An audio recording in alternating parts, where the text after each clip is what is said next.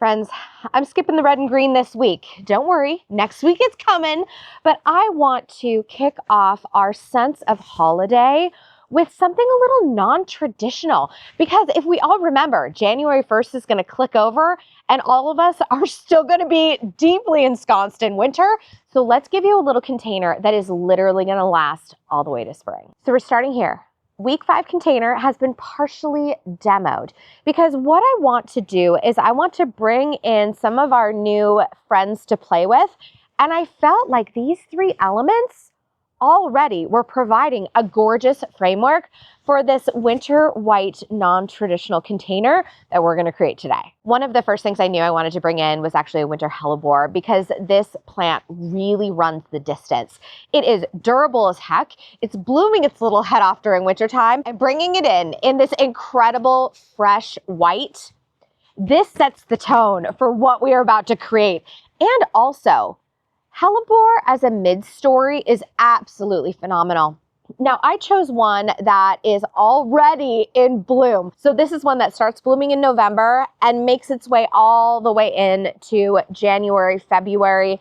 As the blooms start to age, they take on this lime tone. It's super gorgeous. This is Winter Ballet Lizanne. It's such a good variety. And then after you're done with your winter container, you can full on pop this into the landscape and it will continue to provide years of enjoyment. And I actually think I might put her directly in the middle, because look how big and broad this leaf is and what a great separation it is between our 2 little spiky elements. By the way, this is a rosemary arp. I decided to leave it in for now.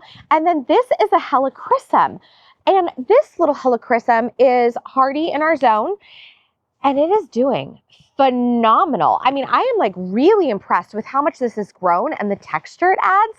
Really great silver touch. The next thing I want to do is I think I want to bring my silver all the way to the back. And for that, I'm going to lean into a little Senecio. This is a Senecio called New Look.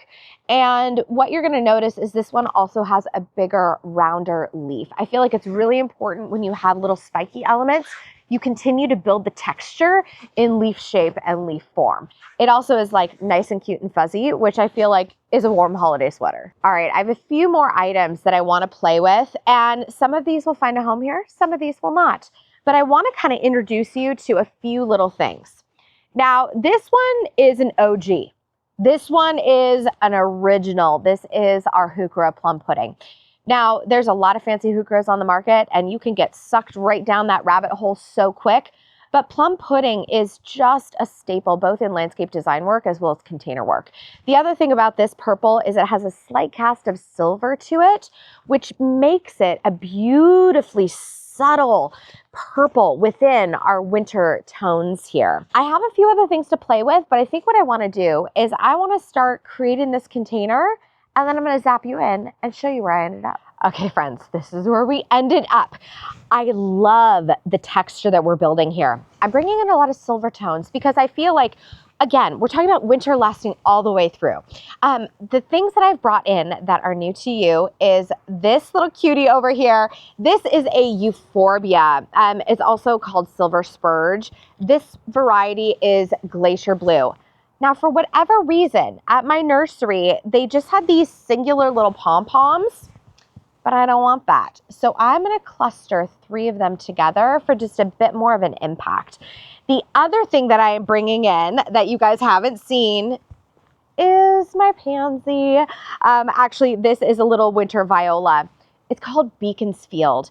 And this one is one I lean into a lot for my clients who come to me for that non-traditional winter look. I love this one because it is a beautiful bicolor. It almost is a bit of an ombre right within a singular flower. And some of these, they'll come out white on the top and fade to that deep purple. And others are almost like a light lavender fading into that saturated purple. I'm going to dot these all around the container, and these ones are extra lush because these have been in my stash for about a month and a half, and so they have put on some gorgeous size.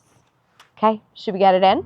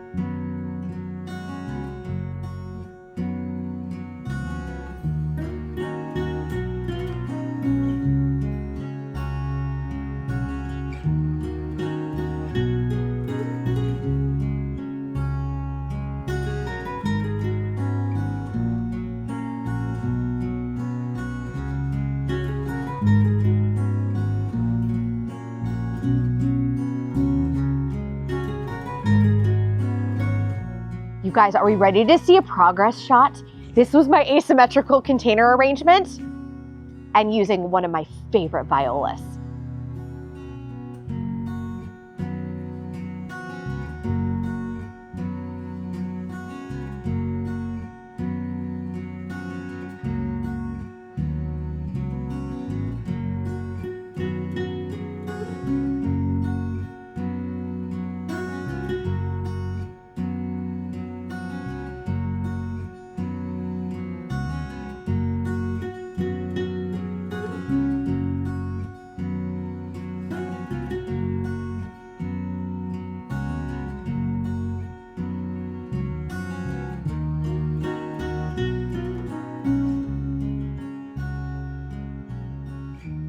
Friends, I don't mean to be in like a purple phase of my life, but sometimes I see all this like super traditional samey stuff and I just want to like hard left.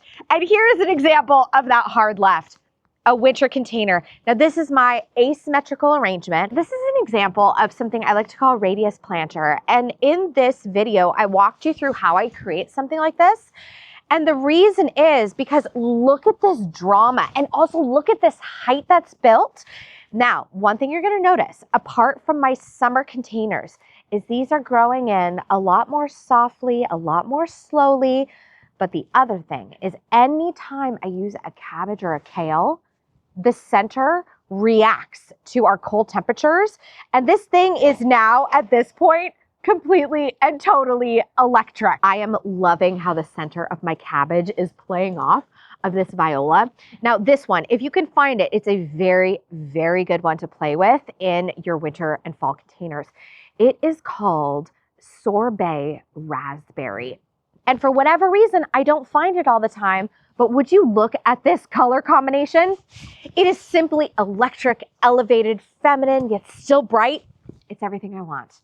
Okay, friends, not bad little asymmetrical arrangement. It's looking gorgeous.